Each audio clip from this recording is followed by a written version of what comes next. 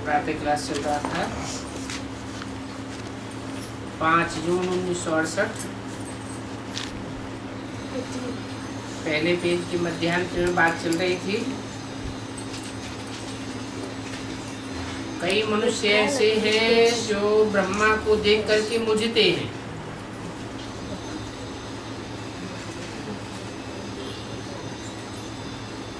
ये ब्रह्मा क्यों बैठा दिया है? ये ब्रह्मा कहाँ से आया? अरे इतने ब्रह्मा कुमारी आश्रम हैं, उनमें इतनी ब्रह्मा कुमारियां देखने में नहीं आती हैं क्या?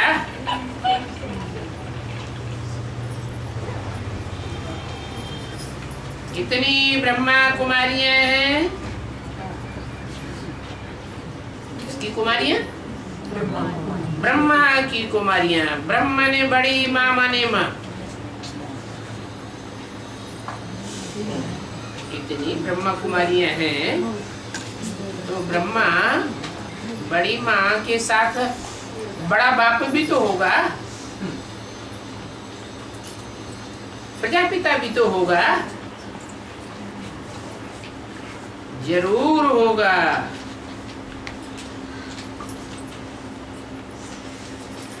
नहीं तो प्रजापिता बगैर प्रजा कैसे होगी? ऐसे नहीं कि ब्रह्मा से ही प्रजा हो जाएगी। ब्रह्मा के साथ प्रजापिता भी चाहिए। पिता के बगैर संतान कैसे पैदा होगी? शिव बाबा की संतान तो ठीक है, परंतु प्रजा के रूप में कैसे आवे?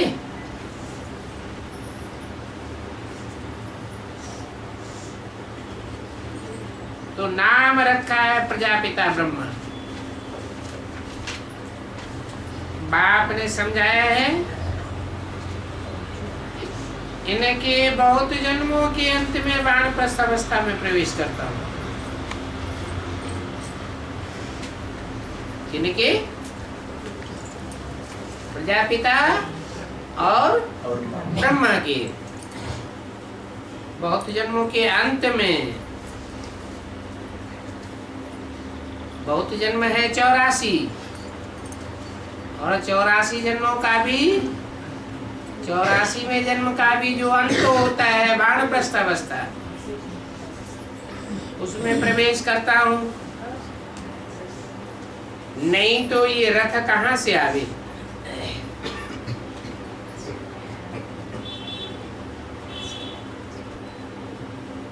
ऊंचते ऊंच बाप है तो जरूर ऊंचते ऊंच रथ पकड़ेगा ना।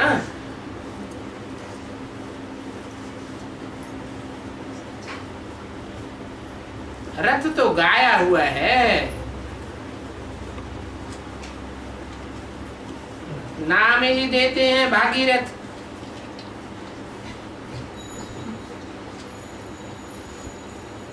रथ शिव बाबा के लिए है, परंतु रथ में कैसे आते हैं इसी बात में मुझ जाते हैं। अरे इसमें मुझने की क्या बात है? सोल प्रवेश करती है ना, वो तो मनुष्य आत्माएं हैं, उनको तो अपना सूक्ष्म शरीर होता है। शिव को तो अपना न सूक्ष्म शरीर है न स्थूल शरीर है। उसकी बिंदी का ही नाम शिव है। वो बिंदी ही रथ में प्रवेश करती है।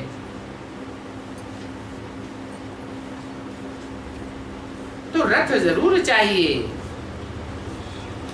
परंतु कृष्ण तो हो न सके। क्या रथ चाहिए तो, लेकिन किस रथ में आता है? पहले पहले बाप में आवेगा या बच्चे में आवेगा? बाप को बीज कहा जाता है। तो मनुष्य सृष्टि का जो बीज बाप है वो सब प्रजापिता में आते हैं। तो जरूर ब्रह्मा द्वारा समझावेंगे।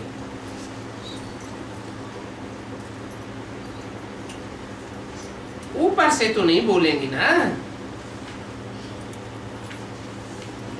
जैसे मुसलमान लोग कह देते हैं अल्लाह मियाँ ने ये फरमाया, अल्लाह मियाँ ने वो फरमाया।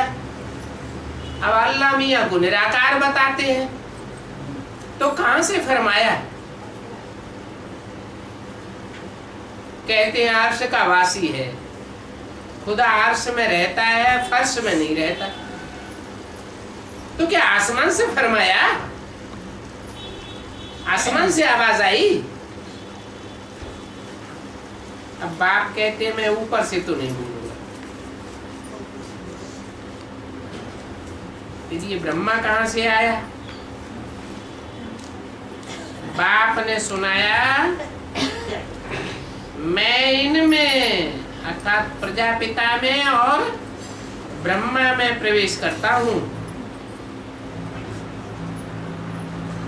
जिसने पूरे 84 जन्म लिए।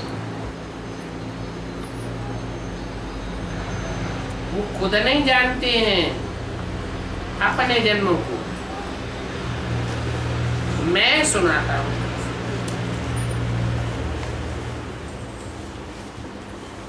इन बातों में बहुत मुझे हुए हैं। अब कृष्ण को तो रथ की दरकार ही नहीं,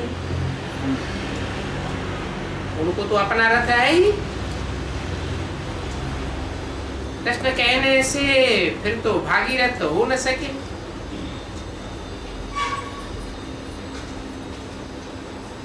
कृष्ण को भागीरथ नहीं कहा जाता है। क्या भाग्यशाली रथ प्रिंस का होता है या प्रिंस के बाप का होता है? बाप तो राजा होता है, प्रिंस तो राजा के अधीन होता है। तो भाग्यशाली कौन हुआ, अधीन या अधिकारी? अधिकारी को ही भाग्यशाली कहेंगे। तो बच्चों को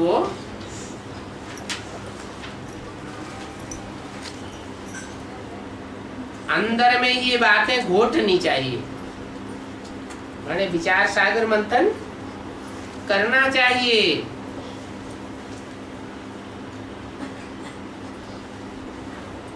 5 जून 1968 की वाणी का दूसरा पेपर। ये तो बच्चे जानते हैं। यहाँ वह बातें तो है नहीं जो शास्त्रों में लिखी हुई है।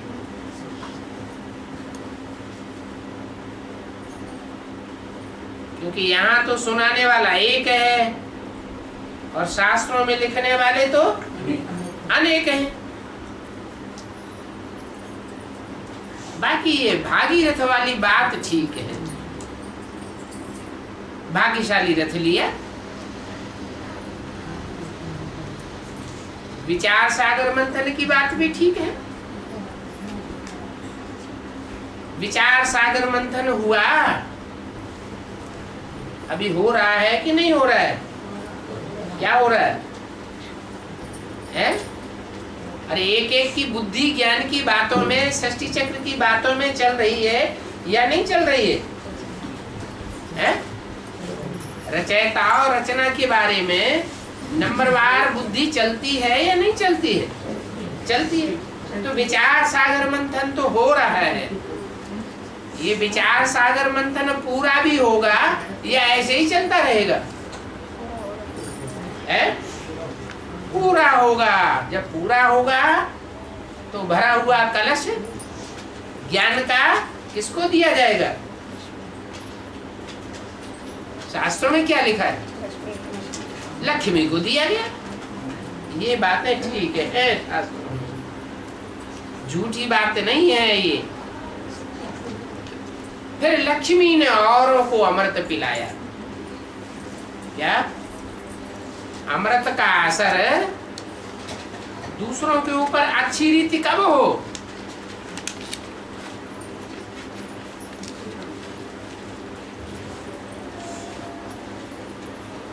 पुरुषों को अमृत कलश क्यों नहीं दिया गया? स्त्री को क्यों दिया गया?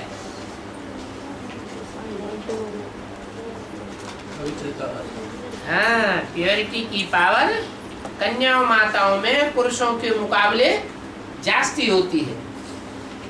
इसलिए मुरली में बोला पुरुष तो सब दुर्योधन दुशासन,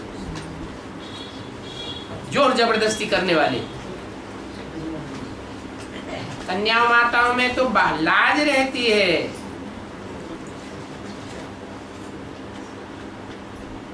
तो लक्ष्मी को अमृत दिया गया, उसने फिर औरों को पिलाया। बाप भी कहते हैं कन्याओं माताओं के मुख से ये ज्ञान अमृत अच्छा लगता है। पुरुषों को ज्ञान सुनाने में आगे नहीं रहना चाहिए। किसको आगे करना है? कन्याओं माताओं को आगे करना है। तब ही स्वर्ग के गेट खुले। जब कन्याओं माताओं को आगे किया गया तो माता के द्वारा स्वर्ग के गेट खुले। परंतु परमपिता परमात्मा शिव को तो विचार सागर मंथन करने की दरकार नहीं है। अरे भगवान भी विचार सागर मंथन करेगा क्या? भगवान तो त्रिकालदर्शी है ही है। परंतु जिस तन में प्रवेश करता है वो कोई सदा काल त्रिकालदर्शी नहीं होता। अंतिम जन्म में पतित बन पड़ता है। तो विचार सागर मंथन करना पड़ता है। जिस रथ में प्रवेश करता हूं वो अपने जन्मों को नहीं जानते। इसका मतलब विचार सागर मंथन करने की दरकार है या नहीं है? है।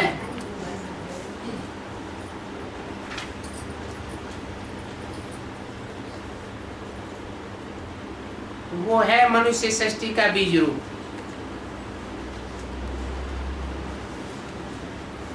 उसमें नॉलेज है, उसमें भी नॉलेज देने वाला कौन है? वही परमपिता परमात्मा शिव प्रवेश करता है।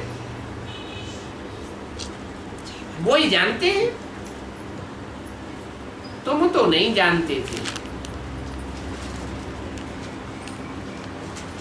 अभी यह बात अच्छी रीति समझना है। क्या कि विचार सागर मंथन कौन करता है?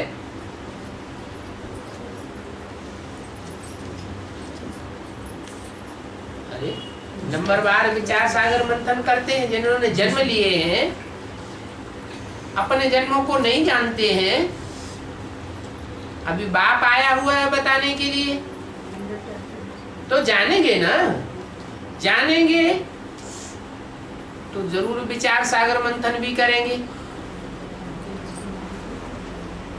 उन विचार सागर मंथन करने वालों में जो मनुष्य सृष्टि का बीज है बाप, उसको तो बहुत ही विचार सागर मंथन करना पड़े।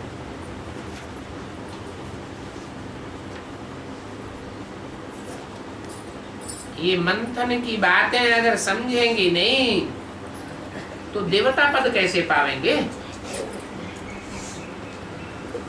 बाप समझाते हैं आत्माओं को रिफ्रेश करने के लिए।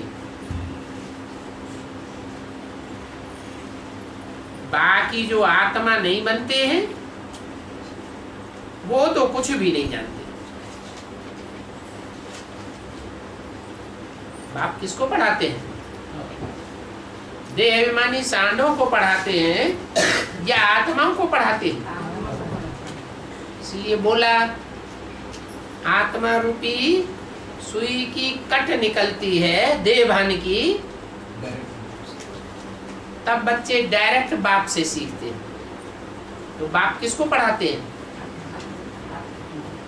देह अभिमान वाली सुई को नहीं पढ़ाते हैं, देह अभिमानियों को नहीं पढ़ाते हैं।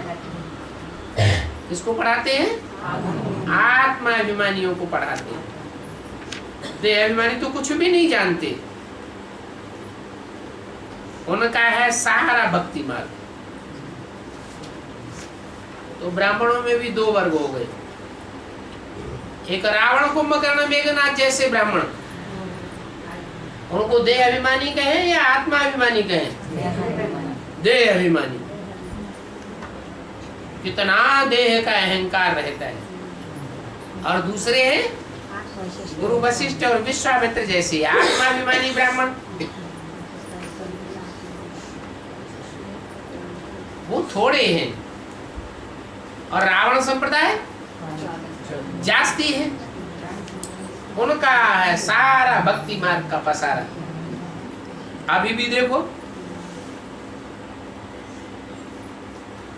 बीके वालों की संख्या ज्यादा है या पीबीके वालों की संख्या ज्यादा है? तो भक्ति में विस्तार बहुत होता है।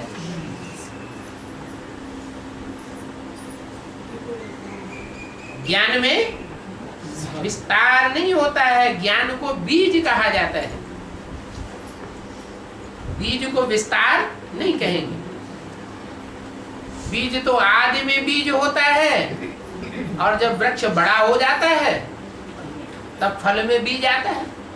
बाकी बीज बीच में जब झाड़ छोटे से बड़ा होता है तो बीच में बीज सारा गुप्त हो जाता है।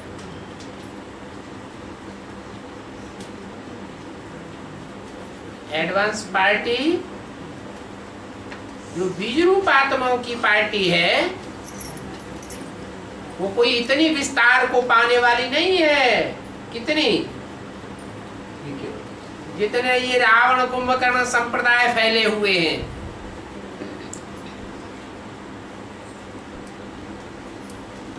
भक्ति मार्ग को बिल्कुल अलग कहेंगे और ज्ञान मार्ग को बिल्कुल अलग रखना है। बाप आकर के समझाते हैं।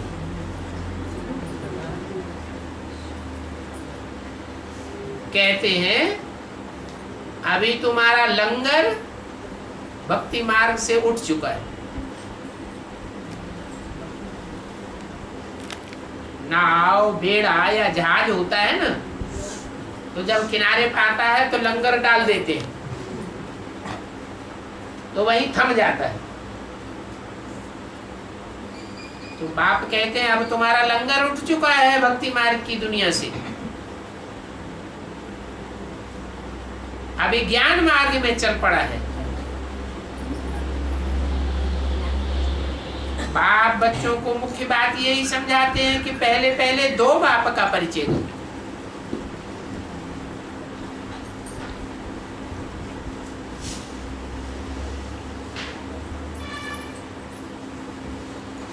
साधु संत महात्मा ऐसे कभी नहीं कहेंगे कि तुमको दो बाप हैं। वो तो बाप को जानते ही नहीं। बाप खुद कहते हैं मैं तुमको ज्ञान देता हूं, बाकी तो सब अज्ञान ही सुनाते हैं। 2500 साल से अज्ञान सुना सुना करके सृष्टि की हालत अच्छी बनाई खराब कर दी, खराब कर दी। बाप ने जो ज्ञान दिया था वो प्रायः लोप हो जाता है।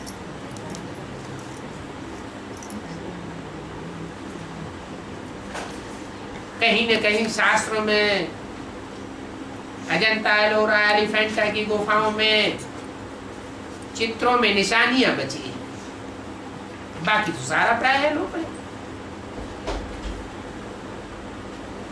तो दो बाप हैं, एक है निराकारी बाप और दूसरा है साकारी बाप।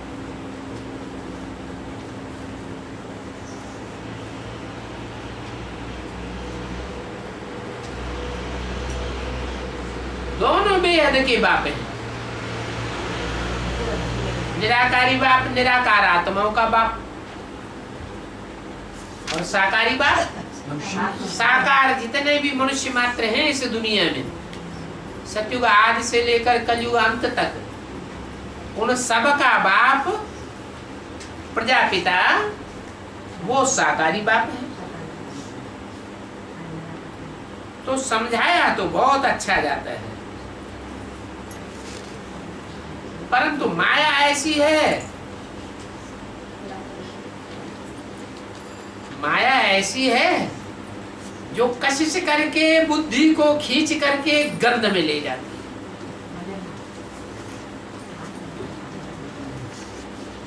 आत्म की स्थिति में टिकते ही नहीं, आखिरी देह की गंध में ही गिर पड़ते हैं, पतित बन पड़ते हैं।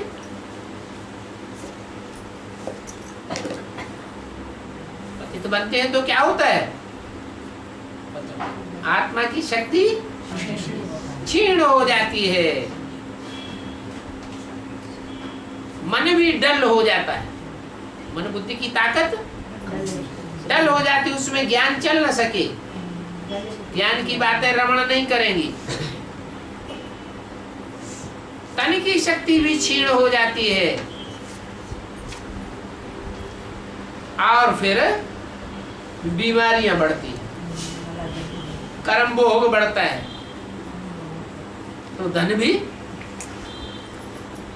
बीमारी में धन लगाना पड़ता है कि नहीं? धन भी क्षीण होता है, हर तरीके से पतित बनते जाते हैं, नीचे गिरते जाते हैं। बाप समझाते हैं ये वैश्यालय है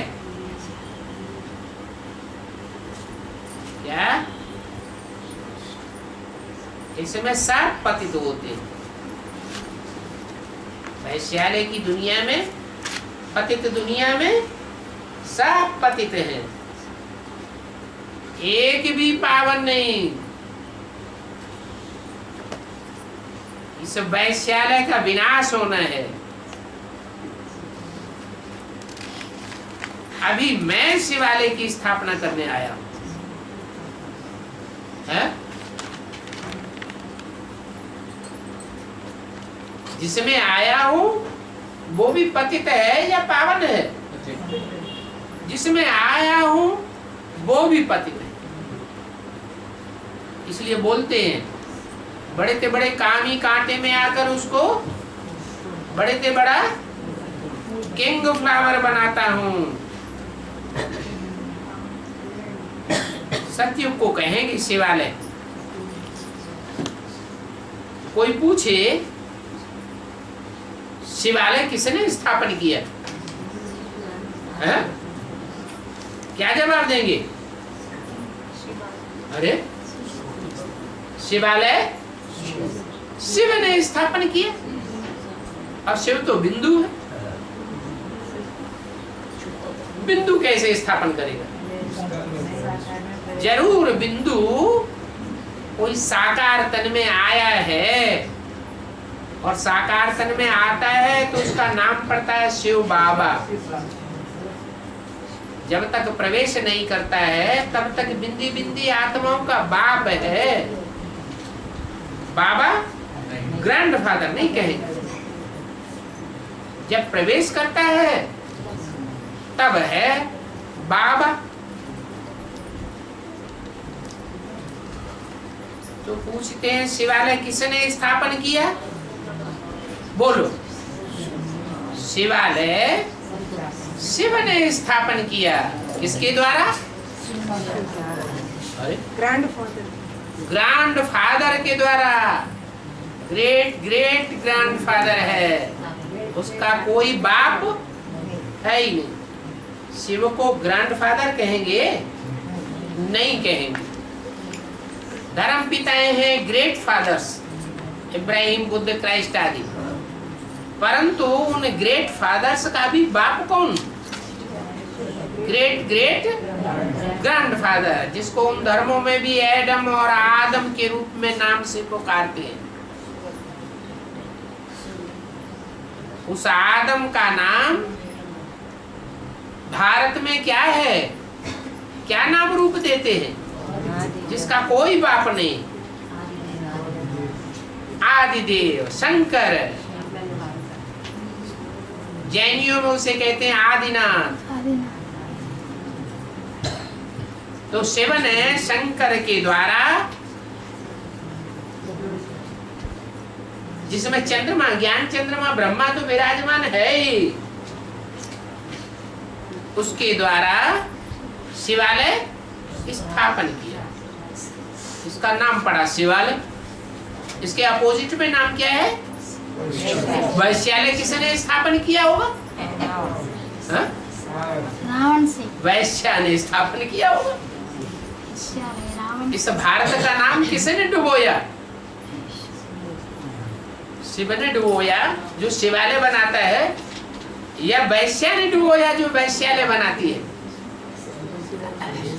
माया को क्या कहेंगे, है? माया को क्या कहेंगे, है? सती साध्वी कहेंगे या वैश्या कहेंगे?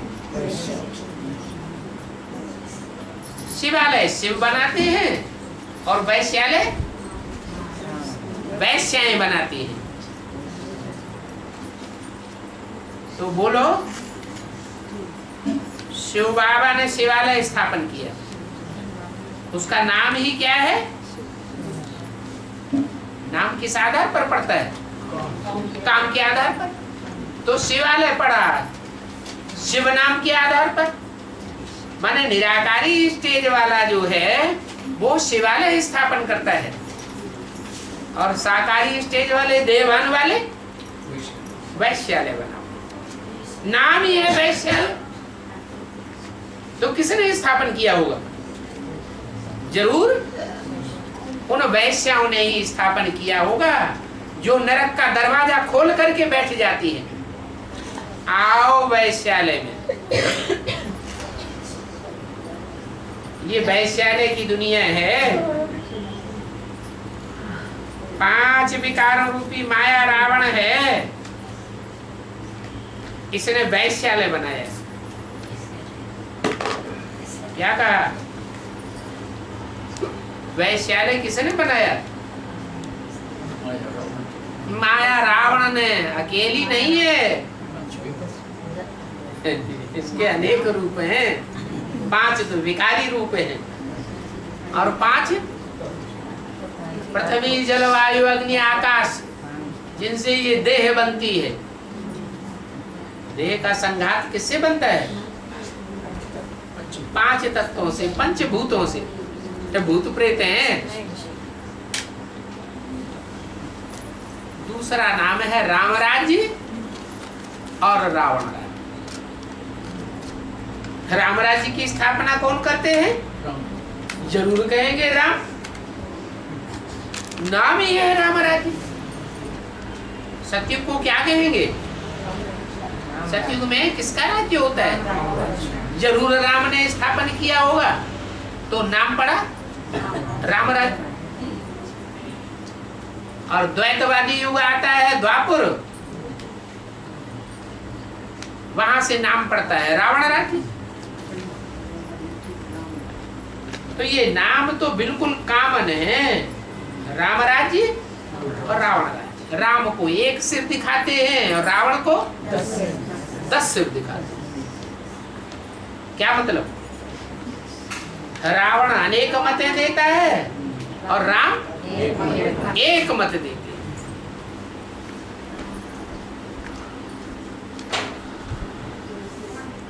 रावण की अनेक मतें दिन बनाती हैं या रात बनाती है? अनेक मतों से होता है अंधियारा, भटकते हैं। किसी ने इधर रास्ता बता दिया, 1 मत दे दिया तो उधर चल पड़े।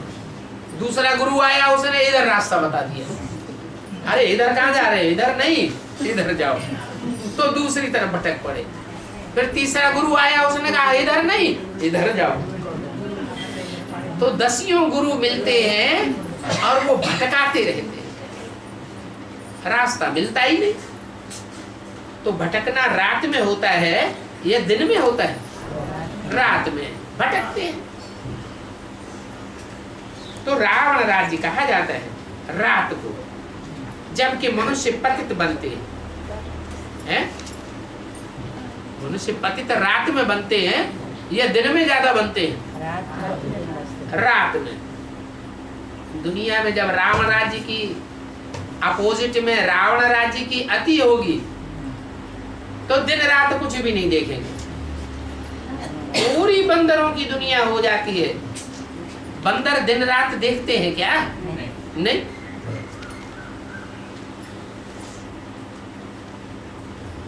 सत्युग त्रेता में कोई मनुष्य पतित नहीं होता है। सत्युग त्रेता को कहा जाता है स्वर्ग। नाम क्या दिया? क्यों? स्वस्थिति में सब स्वस्थिति में टिके हुए होते हैं। ये स्वस्थिति में टिकना किसने सिखाया? रावण ने। उसके तो अनेक रूप हैं। वो क्या कहेगा कौन सी स्थिति में टिको?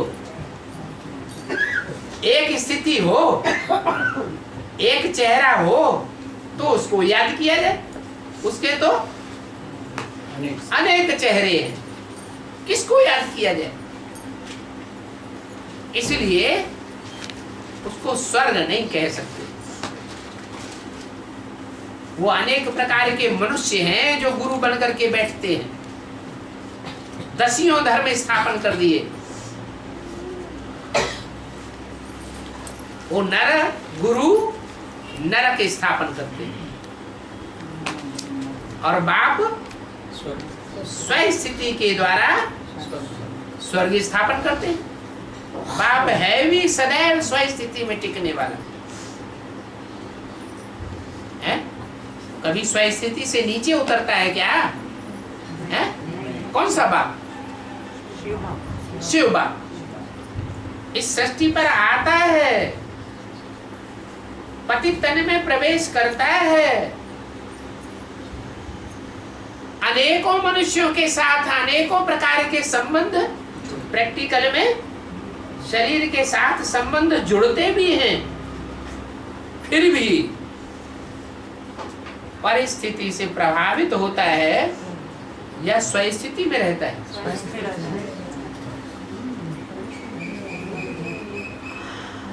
सारी दुनिया कलंक लगाती है। उन कलंकों को ध्यान पर धरता है, कान में सुनता है या सुनते हुए नहीं सुनता है? सुनते हुए भी नहीं सुनता है। इसलिए मुरली में बोला है क्या? कलंक इधर पिछाड़ी कुत्ते भौंकते रहते हैं। भौंकने दो। हाथी जाता है तो हाथी के पीछे पीछे कुत्ते भौंकते रहते हैं। तो क्या हाथी क्या उनको पीछे मुड़ करके वार करता है? नहीं।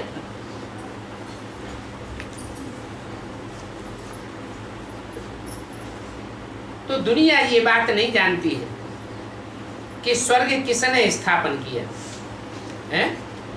तुम तो जानते हो। क्या जानते हो? अरे स्वर्ग किसने स्थापन किया? स्वर्ग नाम है। राम राज्य किसने स्थापन किया? राम राज्य नाम है। शिवालय किसने स्थापन किया? शिवालय नाम है। तो समझाना चाहिए ये नाम क्यों पड़े। काम के आधार पर नाम पड़े। शिवालय नाम दिया तो जरूर शिव ने स्थापन किया है। स्वर्ग नाम पड़ा तो जरूर स्वस्थिति में रहने वाले ने सबको स्वस्थिति में स्थित कराया। जो जो स्वस्थिति में स्थित हो गए वही देवता कहलाए। अब रावण संप्रदाय 10 सिरों वाले 10 मुखों वाले कौन सी मुख की स्थिति में स्थित होंगे? सब तो नहीं स्थित हो सकते। जो पुरुषार्थ करते हैं सुस्थित हो जाते हैं। इसलिए बाप कहते हैं अपन को आत्मा समझ मुझ बाप को याद करो, स्वस्थिति में पहले टिको।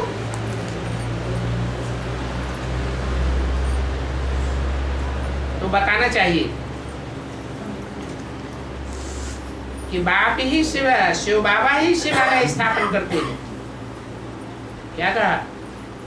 स्थापन करने वाला कौन है? ऐसे नहीं, शिव बाप। एक्यूरेट अक्षर बोलना चाहिए। शिव बाबा। शिव बाप अकेला स्वर्ग स्थापन नहीं करता।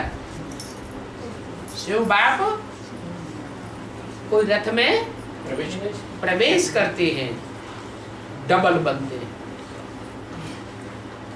प्रवृत्ति मार्ग स्थापन करते हैं, निवृत्ति मार्ग। प्रवृत्ति मार्ग तो अकेले करेंगे क्या? प्रवृत्ति मार्ग माने दोनों चाहिए। तो शिव है आत्माओं का बाप और प्रजापिता है पंच तत्व वाले जितने भी देहधारी हैं मनुष्य रूप में, उन सबका बाप।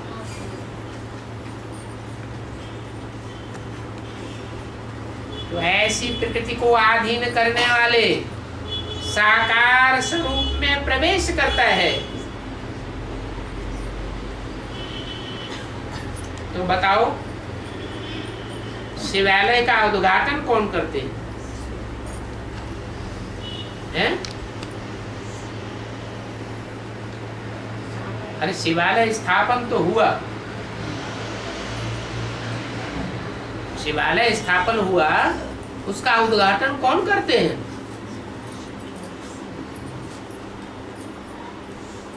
किसने किया? वेद के बाप ने शिवालय का उद्घाटन किया। कोई हद का पिता इब्राहिम, बुद्ध, क्राइस्ट आदि शिवालय का उद्घाटन नहीं कर सकते। स्वर्ग की स्थापना तो जरूर भगवान ही करेगा ना। अभी तो है शैतानी राज्य। भगवान का राज्य है या शैतान का राज्य है? अभी तो शैतानी राज्य है। बाप कहते हैं काम शिक्षा पर चढ़ एकदम कब्रिस्तान में आकर पड़े हो।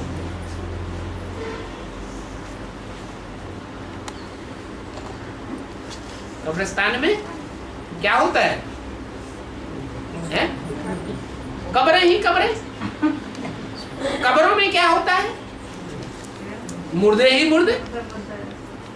तो सारी दुनिया क्या बन गई है? मुर्दा बन गई। मुर्दे में डंडा मार दो, कुछ फर्क पड़ेगा? है नहीं। मुर्दा तो मुर्दा। तुमको तो बाप आकर ज्ञान की लाठ लगाते हैं तो तुम्हारी तो बुद्धि चल पड़ती है। जिनकी बुद्धि चल पड़ती है, मनन चिंतन मंथन विचार सागर मंथन करने लग पड़ते हैं, उनको मुर्दा कहेंगे? वो थोड़े ही कब्रिस्तान में रहने वाले हैं। इसलिए मुसलमानों की शास्त्रों में लिखा है कि खुदा जब कयामत में आते हैं तो कब्र दाखिल मुर्दों को जगाते हैं, तो मुर्दे उठ खड़े होते हैं। उठ खड़े होते हैं माने विचार सागर मंथन चल पड़ता है। तो अभी तो मुर्दों का राज्य है, फिर यहाँ ही परिस्तान होगा।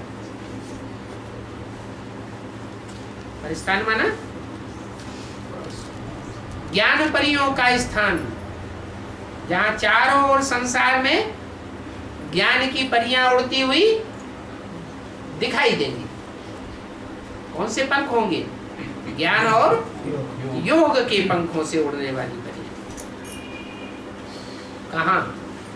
सतयुग में होगा या संगम युग में होगा? संगम युग की ही बात है, शास्त्रों में दिखाई है। इंद्रदेव के दरबार में स्वर्ग में परियां ज्ञान डांस करती रहती थी, उड़ती रहती थी। ऊंची ऊंची ज्ञान की स्टेज में, याद की स्टेज में।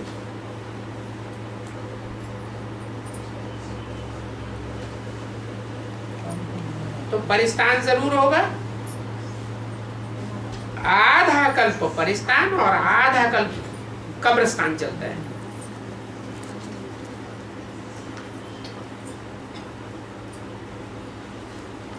माया रावण कब्रिस्तान बनाता है और बाप राम परिस्तान बनाते हैं। बाप आकर के परिस्तान की स्थापना करते हैं,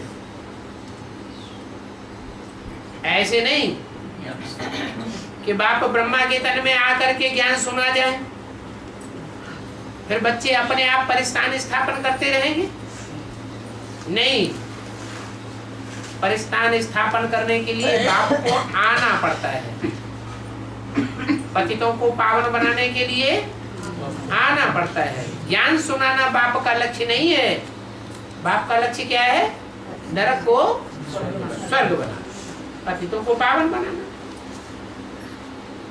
ये भी जानते हो, अभी तो सभी ही कब्र दाखिल, काम शिक्षा पर सब चढ़े हुए हैं। और भी आगे चल करके सभी कब्र दाखिल होने हैं। थोड़ी बहुत जो कमी बची है वो भी अति होगी और अति का फिर अंत होगा। तुम सीढ़ी पर अच्छी रीति समझा सकते हो क्या? सीढ़ी के चित्र में नीचे ले जाकर समझाओ, आखिरी सीढ़ियों में ये है ही कब्रिस्तानियों का राज्य। क्या कब्रिस्तान में कौन होते हैं? भूत प्रेत, इसका राज्य है। ये है ही भूत प्रेतों का राज्य, शैतानी राज्य है, शैतानों का राज्य। इसका विनाश तो जरूर होना ही है। इस धरणी पर अभी कब्रिस्तान है, फिर यही धरणी चेंज हो जाएगी। आयरन एज दुनिया बदल करके गोल्डन एज दुनिया हो जाएगी।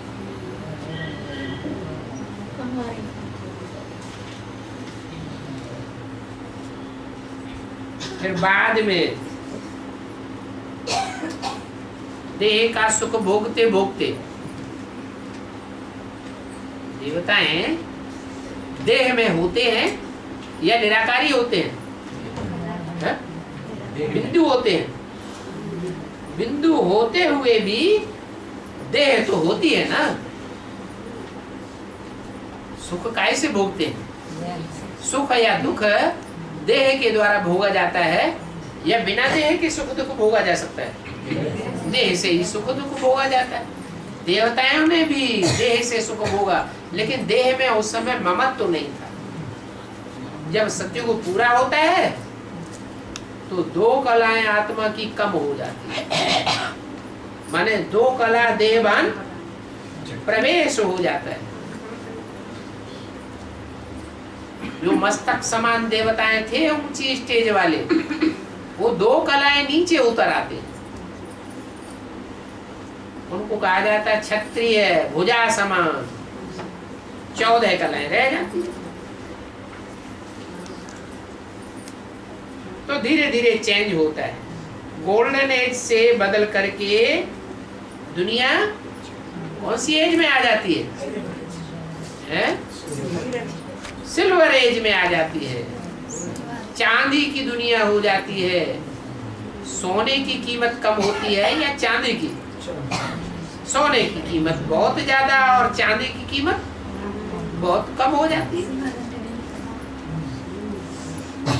तो दो कला कम होगी। तत्वों की भी कलाएं कम हो जाती हैं। ऐसे नहीं आत्माओं की कलाएं दो कम हो जाती हैं। 5 तत्वों की भी 2 कला कम हो जाती है। त्रेता के बाद तो उपद्रव मचते हैं। ये 5 तत्वों वाली पृथ्वी भी त्रेता के बाद उथल पथल मारती है, आधा विनाश हो जाता है। सतयुग में तो कोई उपद्रव नहीं मचाते, न मनुष्य आत्माएं जो देवता तुल्य होती हैं 16 कला संपूर्ण, वो भी उपद्रव नहीं मचाते, और 5 तत्व भी सतो प्रधान 16 कला संपूर्ण होते हैं, वो भी उपद्रव नहीं मचाते। त्रेता के अंत में उपद्रव शुरू हो जाता है, क्योंकि बैलेंस कलाओं का ऊपर नीचे हो जाता है, बैलेंस बिगड़ जाता है। यहाँ तो देखो इस कलयुगी दुनिया में हर चीज उपद्रव मचाता है, पानी भी कितना उपद्रव मचाता है। सभी माया के गुलाम बन पड़े हैं क्या? ये जल देवता, ये वायु देवता, ये अग्नि देवता जब देवता के रूप में थे तो उपद्रव नहीं मचाते थे। सतयुग में जल देवता दुनिया में बाढ़ लाता था क्या? नदियों में बाढ़ नहीं आती थी, आंधियां नहीं आती थी। और यहाँ देखो उपद्रव कितने हो रहे हैं। तो सब माया के मुरीद बन जाते हैं। वो जल देवता, अग्नि देवता, वायु देवता, ये देवताएं रावण के क्या बन जाते हैं? गुलाम बन जाते हैं। इसलिए शास्त्रों में लिखा हुआ है कि रावण की जो चारपाई थी, उस चारपाई से ये वायु देवता, अग्नि देवता बंधे हुए रहते थे।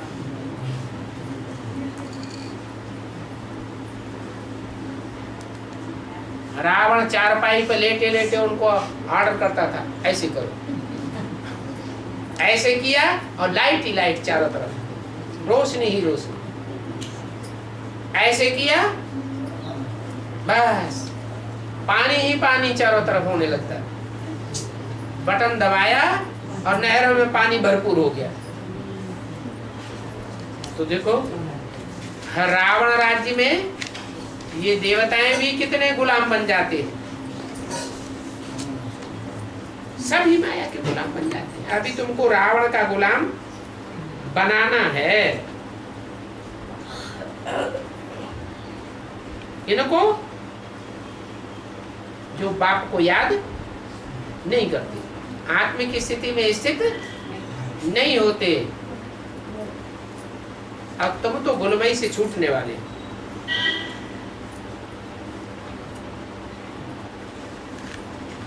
ये भी हार और जीत का खेल बना हुआ है।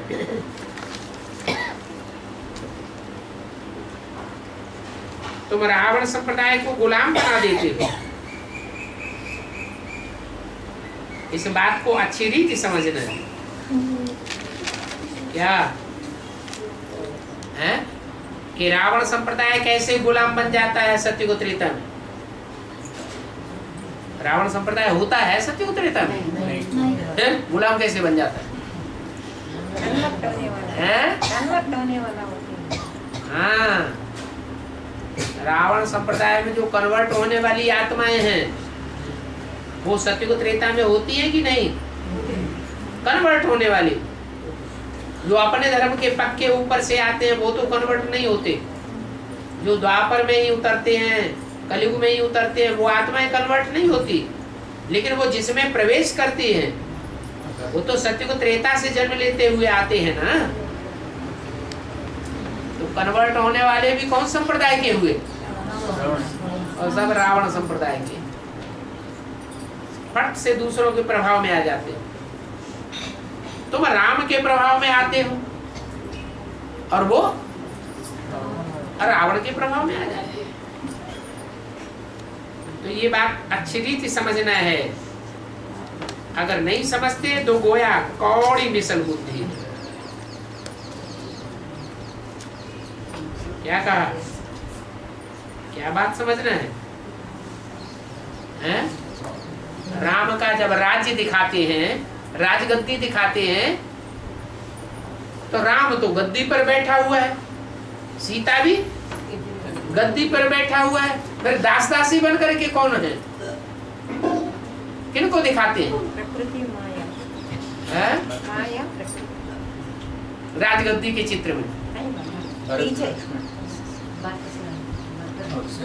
राम सीता को जब राजगद्दी का चित्र के रूप में दिखाया गया है, तो राजगद्दी में दास दासी के रूप में किनको दिखाया है? कोई छत्र उठा के खड़ा हुआ है, कोई पंखा झुला रहा है, चमर ढुला रहा है, कोई पांव पखार रहा है। ऐसे दास दासी के रूप में कोई दिखाए है कि नहीं दिखाए? कौन है वो? हाँ, जो दूसरे धर्म की बीज रूप आत्माएं हैं वो दास दासी बन जाती है। दास दासी क्यों बन गई? क्योंकि अभी वो लड़ाई लड़ रही हैं। क्या? सदगुरु की निंदा कराए रही है, तो सदगुरु निंदक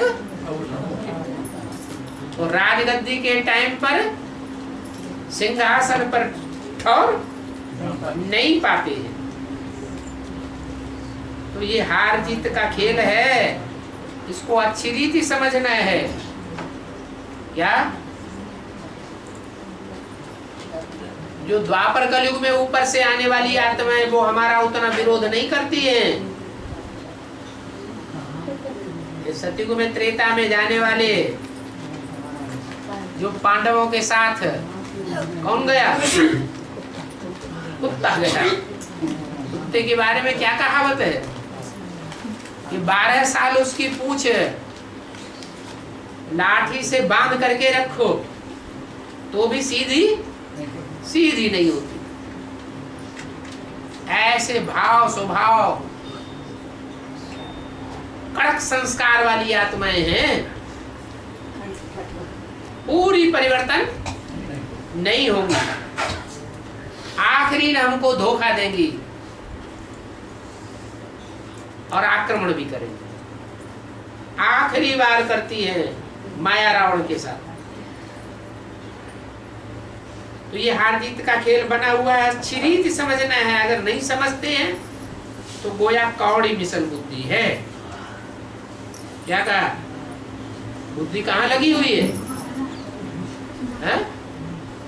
न समझते हैं इन बातों को तो बुद्धि कहाँ लगी हुई है? कौड़ियों में बुद्धि लगी हुई है। हीरे के रूप में हीरो पाटधारी बाप में बुद्धि नहीं लगी हुई है। कहाँ बुद्धि लगती है? कौड़ियों को याद करने में बुद्धि लगती है। तो कहो इस बुद्धि की कोई वैल्यू नहीं।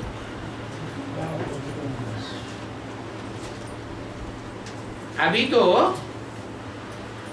वैल्यूबल हीरा बाप बनाते हैं और बाप ही वैल्यू बताते हैं। गाया भी जाता है हीरे जैसा जन्मानुमोलक, कौड़ी बदले जाएंगे। तुम भी पहले बाप को नहीं जानते, तो कौड़ी जैसी वैल्यू थी। अभी बाप को जानते जाते हो तो कौड़ी से हीरे मिसल ज्ञान की चमक मारने वाले बनते जाते हो।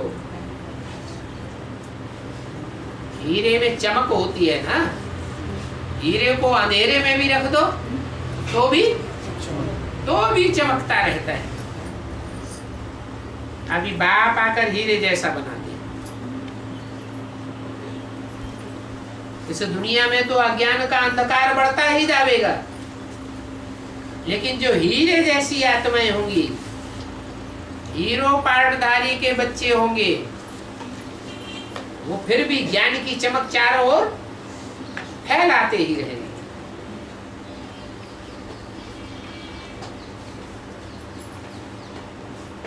पहले तो तुम्हारी भी कौड़ी जैसी वैल्यू थी। क्या ऐसी वैल्यू थी? कौड़ी जैसी वैल्यू। तुम्हारी जब कहते हैं तो किसको बोला? नंबरवार बहुत बच्चे हैं जिनकी इस दुनिया में कोई वैल्यू नहीं थी। क्या चाहे कितनी भी पढ़ाई लिखाई पढ़ ले, BA MA PhD पास हो जाए, तो भी कोई चपरासी बनाने के लिए तैयार नहीं, पियोन भी बनाने के लिए तैयार नहीं। सैकड़ों जगह अप्लाई करते रहो, कोई पूछने वाला नहीं। तो कौड़ी जैसी वैल्यू हुई ना कि हीरे जैसी वैल्यू हुई? कौड़ी जैसी वैल्यू। बाप आकर तुमको हीरे जैसा बना, बाप से हीरे जैसा जन्म मिलता है। फिर कौड़ी जैसे तुम क्यों बन पड़ते हो? हैं? क्यों बन पड़ते हो? अभी तो बताया फिकरा, हीरे जैसा जन्मामोलक काहे के बदले जाए, हैं? कौड़ी बदले जाए। कौड़ी उठाए लेते हैं और हीरे जैसा जन्म गंवाए लेते हैं।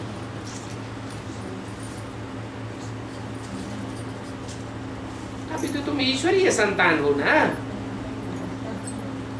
ऊंचे ते ऊंच संतान हो। गायन भी है आत्मा परमात्मा अलग रहे बहुकाल। वहां शांति धाम में जब है तो शांति धाम ऊंच ते ऊंच धाम है। वहां बिंदु बिंदु आत्मा के रूप में रहते हैं, तो वहां कोई वैल्यू है?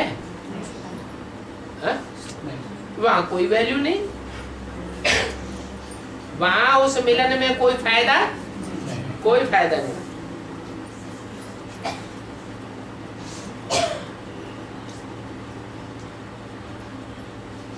अभी जो दुनिया वाले हैं उनकी तो बात ही छोड़ दो, लेकिन जो बीके वाले लोग हैं वो किस रूप में याद करते हैं? अपन को बिंदु आत्मा समझते हैं और परम धाम में बिंदु बाप को याद करते हैं। तो बिंदी आत्मा का बिंदी से मिलन मनाने में कोई फायदा है? कोई फायदा नहीं। फायदा कब है? जब उस बिंदु को साकार में पहचाना जाए। पहचान करके याद करने में बहुत फायदा है। साकार में निराकार को याद करेंगे तो पूरी प्राप्ति होगी। बाप के रूप में प्राप्ति होगी, टीचर के रूप में प्राप्ति होगी, सदगुरु के रूप में प्राप्ति होगी, हर संबंध से प्राप्ति होगी। तो देखो, परमधाम जो घर है बाप का, वो तो सिर्फ पवित्रता का स्थान है। यहाँ तो तुम जीव आत्माएं हो। क्या? जीवन में रहने वाली आत्माएं हो। जीवन में रहते हुए अगर तुम देह में ममत्व न रखो तो सुखी रहते हो, और देह में अटैचमेंट हो जाता है तो इसी दुनिया में तुम दुखी हो जाते हो।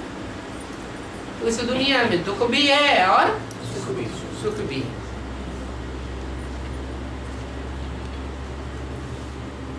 जानते हो, परमात्मा बाप को अपना शरीर तो है नहीं, वो शरीर धारण कर तुम बच्चों को पढ़ाते हैं। तुम बाप को जानते हो, इसलिए कहते हो बाबा। बाप भी कहते हैं वो बेटे, लौकिक बाप भी कहेंगे बाल बच्चों आओ तो तुमको टोली खिलाओ, झट से भी भागे। ये बाप भी कहते हैं बच्चे आओ तो मैं तुमको बैकुंठ का मालिक बनाऊं, तो जरूर सभी भागेंगे ना। अगर नहीं आते हैं, क्या कहा बाप, जब बच्चों को बुलावे बैकुंठ का मालिक बनाने के लिए और उस समय बच्चे भाग भाग कर न जावे तो क्या कहेंगे उन बच्चों को? मूड। अभी भी इशारा दे दिया, एक ही ट्रेन चलेगी आखिरी, बाप का ट्रंकाल बच्चों को आवेगा, आओ। और फिर भी सुनी अनसुनी अगर कोई कर दे, एक कान से सुने और दूसरे कान से निकाल दे, तो क्या कहेंगे? होशियार कहेंगे या मूर्ख कहेंगे? मूर्ख। पुकारते भी है, हम पतितों को पावन बनाओ। अभी निश्चय है तो मानना चाहिए ना। बुलाया भी बच्चों ने और आए भी बच्चों के लिए है। बच्चों को ही कहते हैं तुमने बुलाया है, मैं आया हूं। पतित पावन भी बाप को ही कहते हैं। पतित पावन कोई गंगा आदि के पानी को तो तुम नहीं कहते हो। वो गंगा यमुना इन नदियों का जो ज्ञान जल है वो तुमको पावन नहीं बनाता है। कौन बनाते हैं पावन? चाहे वो चैतन्य नदियां हो और चाहे वो जड़ नदियां हो, वो तुमको पावन बनाने वाली नहीं है। पतित पावन तो एक ही बाप दया।